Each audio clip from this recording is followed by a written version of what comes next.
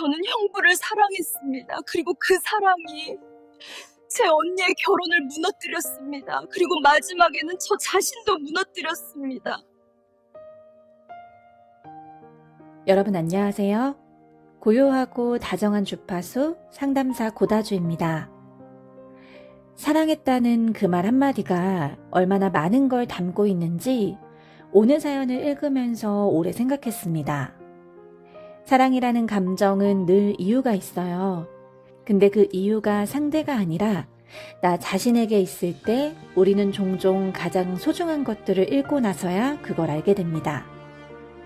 오늘은 언니의 그늘 아래서 평생을 살아온 한 여자의 이야기입니다. 특별해지고 싶었던 마음 하나가 어디까지 사람을 데려갈 수 있는지 함께 들어주세요. 저희 집에서 언니는 늘 기준이었습니다.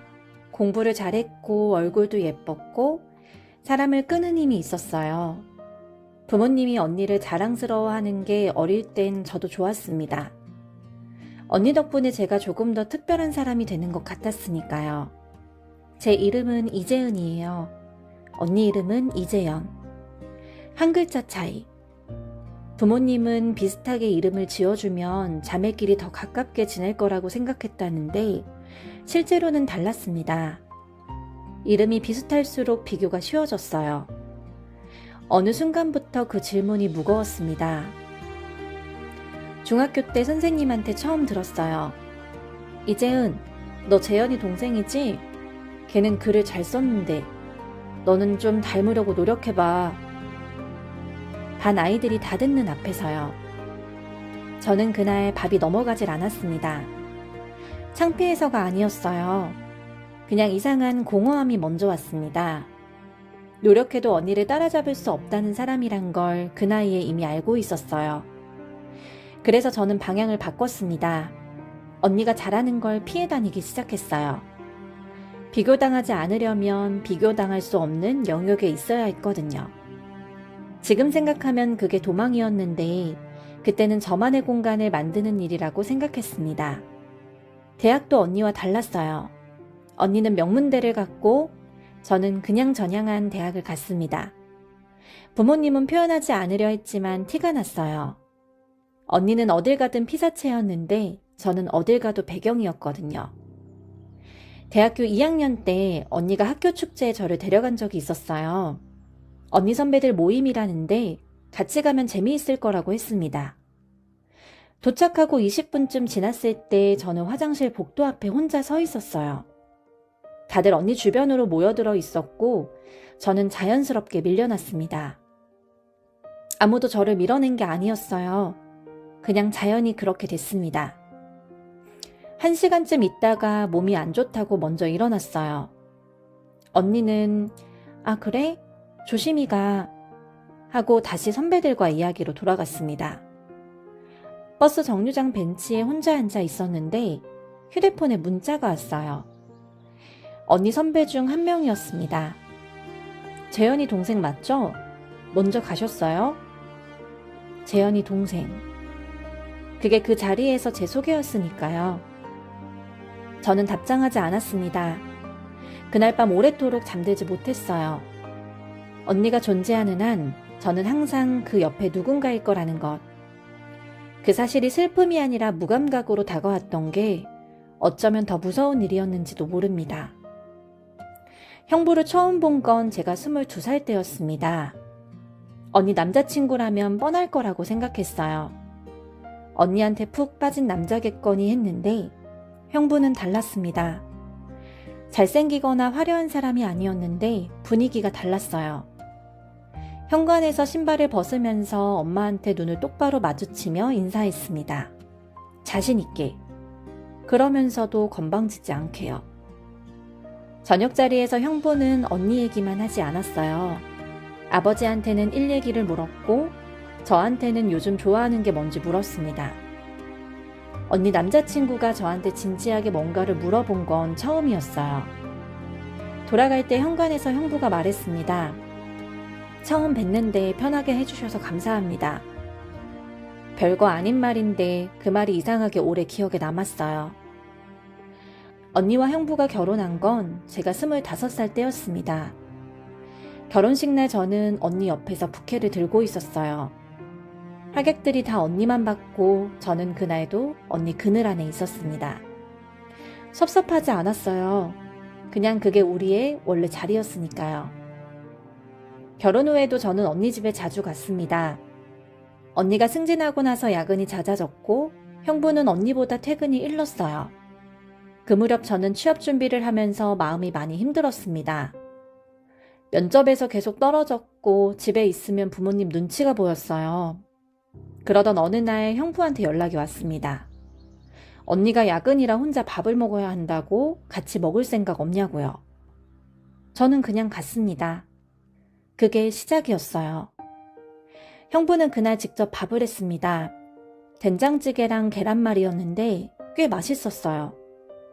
밥을 먹으면서 취업이 힘들다고 했더니 형부가 자기도 3년 동안 공무원 시험을 준비하다가 결국 포기했다고 했습니다. 그게 잘한 선택인지 지금도 모르겠다고요. 언니는 뭔가를 포기했다는 얘기를 한 번도 한 적이 없었거든요. 형부는 그냥 솔직하게 실패한 이야기를 했어요. 그 차이가 묘하게 마음에 걸렸습니다. 그해 추석이었습니다. 언니는 피곤했는지 소파에서 졸고 있었고 부모님은 안방에 들어가셨어요. 거실에는 저랑 형부만 남았습니다. 형부가 맥주를 꺼내면서 저한테도 줬어요. 텔레비전을 보면서 아무 말도 없었는데 그 침묵이 불편하지 않았습니다. 한참 지나서 형부가 낮은 목소리로 말했어요. 처제는 웃을 때 눈이 먼저 웃더라고요. 그래요? 라고 했더니 형부가 말했습니다. 언니는 입이 먼저 웃는데. 소파 너머에서 언니가 잠들어 있는 걸 보면서 형부가 저한테 그 말을 한다는 사실이 이상하게 심장 어딘가에 박혔어요. 집으로 돌아오는 버스 안에서 저는 그 말을 3번 더 생각했습니다. 처음으로 제가 언니와 비교되는 게 작아지지 않았어요. 비교 안에서 제가 뭔가를 가진 사람이 된 것 같은 기분이었습니다. 그게 얼마나 위험한 기분인지 그때는 몰랐어요. 취업 준비를 하던 그해 겨울은 유독 길었습니다. 면접을 5번 받고 5번 다 떨어졌어요. 자존감이 떨어지는 게 눈에 보이는 것처럼 느껴졌습니다. 언니한테 연락하기 싫었어요. 그래서 더 형부한테 자주 갔습니다. 언니한테는 못하는 말을 형부한테는 했어요. 자존감이 별로 없다는 것, 언니 옆에 있으면 작아지는 느낌이 든다는 것. 형부는 그 말들을 다 들어줬습니다. 판단하지 않고 그냥 다 들어줬어요. 그리고 처제가 작은 게 아니라 언니가 너무 큰 거라고, 그게 다른 거라고 했습니다. 저는 그 말에 눈물이 날 것 같았어요. 어느 봄날 형부가 말했습니다. 처제는 언니랑 좀 다르다고요. 언니는 항상 방향이 있는 사람인데 저는 그냥 지금 이 순간에 있는 사람 같다고, 그게 더 자연스러워 보인다고 했습니다. 처음으로 언니보다 제가 뭔가 더 좋다는 말을 들은 것 같았거든요. 그날 밤부터 이상한 느낌이 들었어요. 형부 생각이 나는 게요. 그냥 좋은 사람이어서 그런 거겠지, 형부가 편한 거겠지. 혼자 그렇게 정리하려 했습니다. 근데 그게 정리가 되지 않았어요. 멈춰야 한다는 생각은 있었습니다. 근데 막상 연락이 오면 답장을 했어요. 나쁜 감정은 나쁘게 오지 않습니다. 아주 자연스럽고 아주 따뜻하게 옵니다. 그래서 막을 수가 없었어요. 그 무렵 저는 일기를 쓰고 있었어요. 어느 순간부터 형부 이야기가 자꾸 나왔습니다. 오늘 형부네 집에 갔다. 형부가 웃을 때 눈가에 잔주름이 생긴다. 그게 좋다. 이런 것들이요. 어느 날 형부네 집에 갔을 때 가방을 소파 위에 두면서 노트가 비어져 나왔습니다. 형부가 저거 뭐예요? 라고 했어요. 일기장이라고 했더니 보여줄 수 있냐고 물어보더라고요. 저는 형부 이야기가 나오지 않는 페이지에서 골라서 건넸어요. 형부가 읽는 동안 창밖을 봤습니다. 형부가 다 읽고 노트를 덮으면서 저한테 건네주지도 않고 잠깐 들고 있었어요. 뭔가를 더 읽은 것 같았습니다. 형부, 노트 어디까지 읽었어요? 라고 물었어요. 형부가 대답하지 않았습니다. 노트를 가져와서 페이지를 넘겼더니 맞았어요. 형부가 웃을 때 좋다. 형부 목소리가 귓가에 남는다. 이러면 안 되는데. 라고 쓴 그 페이지들이요. 저는 가야 되겠다고 했습니다. 형부가 재은씨 라고 불렀어요. 코트를 집으려고 손을 뻗는데 형부가 제 손목을 잡았습니다. 잡아당기는 게 아니라 그냥 멈추게 하는 거였습니다. 형부가 말했어요. 나도 그래요. 저는 손목을 빼지 않았습니다. 형부도 손을 놓지 않았어요. 창밖에서 눈이 내렸고 시간이 멈춘 것 같았습니다. 손을 빼고 나가면 됐어요. 그게 전부였는데 저는 그러지 못했습니다. 형부가 영화를 보러 가자고 한 건 그해 12월이었습니다. 언니네 집안에 있는 것과 바깥에 나간다는 건 다른 일이었어요.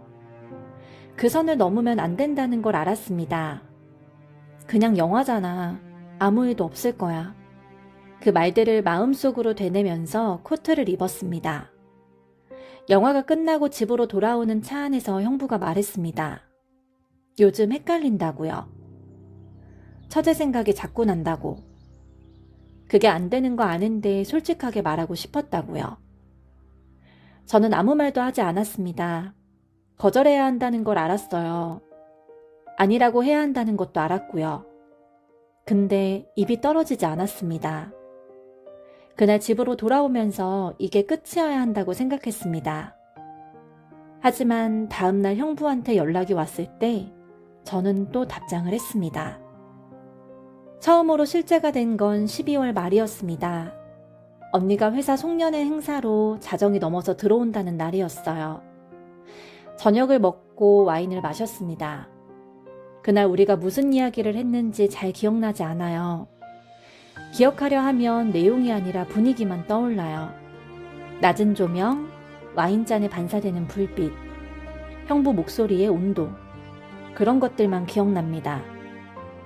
형부가 잔을 채워주려고 몸을 가까이 했을 때 거리가 평소보다 가까웠습니다. 저는 비켜나지 않았어요. 형부가 재은씨 라고 불렀습니다. 저는 대답하지 않았어요. 누가 먼저 그 거리를 좁혔는지 생각해도 모르겠습니다. 결정하는 게 아니라 그냥 되는 순간이었어요. 형부 입술이 제 이마에 닿았을 때 저는 눈을 감았습니다. 새벽 2시쯤 언니한테 문자가 왔습니다. 이제 나왔다고. 1시간 정도 걸릴 것 같다고요. 저는 그 문자를 형부 집 침대에서 받았어요. 가방을 챙기고 현관문을 열고 나왔습니다. 계단을 걸어 내려가면서 다리가 떨렸어요. 걸어가면서 언니 문자를 다시 봤습니다. 언니는 지하철을 타고 있었을 거예요. 피곤한 얼굴로. 집에 가면 형부가 있겠다 싶으면서요. 저는 그 장면을 상상하면서 걸음을 멈췄습니다. 길 가운데서 한동안 움직이지 못했어요. 죄책감이 처음으로 실제가 됐습니다. 가슴이 뚫리는 것 같았어요. 메워도 메워도 채워지지 않는 구멍. 그날 밤 집에 와서 샤워를 오래 했습니다. 뜨거운 물이 다 떨어질 때까지요. 그래도 아무것도 씻기지 않는 것 같았어요. 언니가 이상하다는 걸 느낀 건 봄이 오고 나서였습니다. 가족 모임에서 언니가 저를 보는 눈빛이 조금 오래 머무는 것 같았고 형부한테 말을 거는 방식이 평소보다 짧아진 것 같았어요. 의도적으로 보지 않는 것과 그냥 안 보는 것 사이엔 차이가 있었습니다. 언니는 의도적으로 보지 않는 것 같았어요. 그러던 어느 날 오후 언니한테서 문자가 왔습니다. 오늘 시간 되냐고. 잠깐 보고 싶다고요. 딱 2문장이었습니다. 그 간결함이 이상하게 무거웠어요. 카페에서 만났습니다. 언니가 먼저 와서 창가 자리에 앉아 있었어요. 무표정한 얼굴이었습니다. 언니는 항상 뭔가 하고 있는 얼굴이었거든요. 그날은 그냥 아무것도 없는 얼굴이었어요. 언니가 커피를 한 모금 마시고 저를 봤습니다. 그리고 말했어요. 나한테 할 말 없어? 그때 언니가 가방에서 서류 봉투를 꺼냈습니다. 테이블 위에 조용히 내려놨어요. 밀어주는 것도 아니고 세게 내려치는 것도 아니었습니다. 그냥 조용히 놓았어요. 그 조용함이 어떤 소리보다 컸습니다. 언니가 말했어요. 열어봐. 흑백 사진이었습니다. 형부와 저였어요. 극장 앞이었습니다. 형부가 제 머리 위로 팔을 올리면서 뭔가 말하는 장면. 제가 위로 올려다보면서 웃고 있는 장면이었어요. 두 번째 사진은 언니네 집 주차장이었습니다. 제가 조수석에서 내리는 장면. 시간이 새벽 1시였어요. 세 번째 사진에서 저는 멈췄습니다. 형부네 집 현관이었어요. 제가 코트를 입고 나오는 장면이었습니다. 언니가 송년 행사로 늦게 들어온다고 했던 그날, 처음으로 선을 넘었던 그날 새벽이었어요.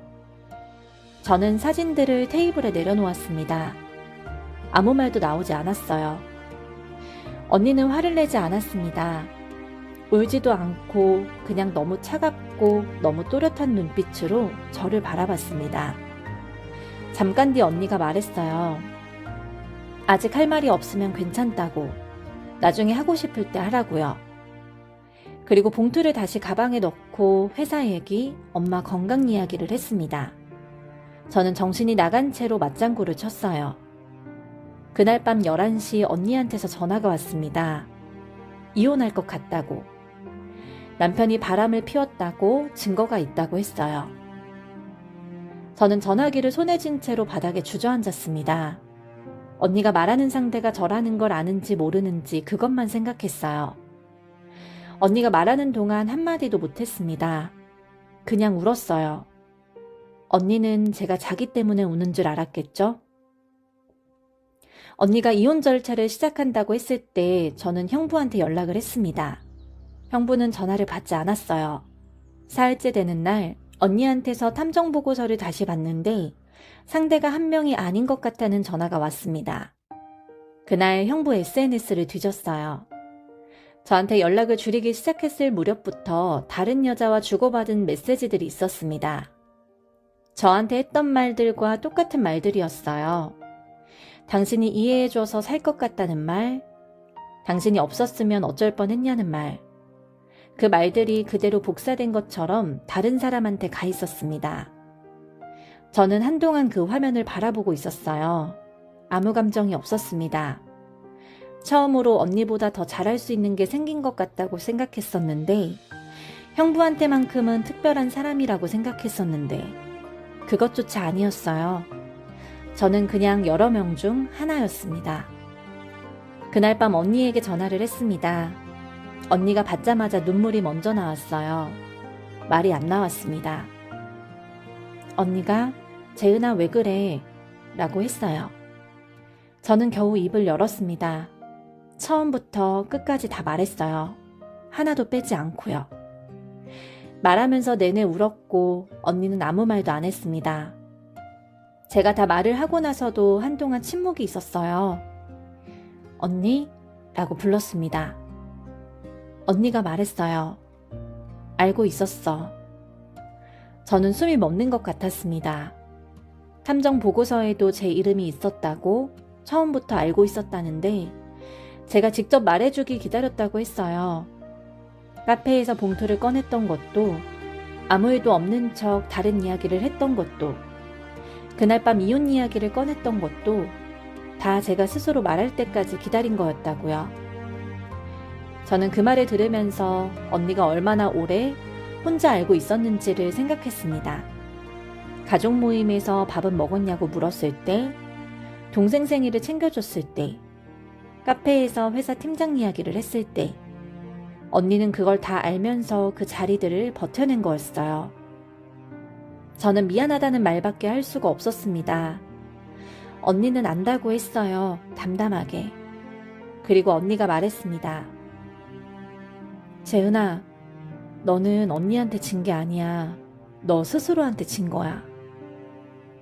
언니는 그 말을 하고 전화를 끊었습니다.